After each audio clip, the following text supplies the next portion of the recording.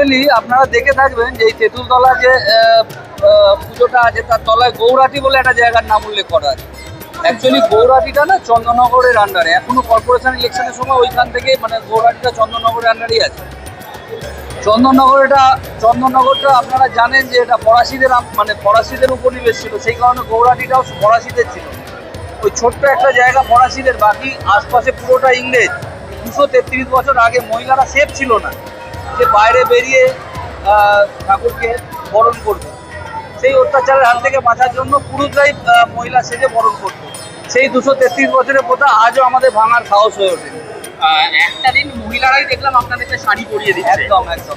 তো মানে কতটা অপেক্ষা করেন এদিনকার জন্য? আমরা প্রচন্ড অপেক্ষা করি, এমনকি মহিলারা যারা শাড়ি পরাচ্ছে তারাও অপেক্ষা করে আমাদের কবে শাড়ি পরাবে। সবার প্রথম সব খবর পেতে ফলো করুন কলকাতা মিরর নিউজ।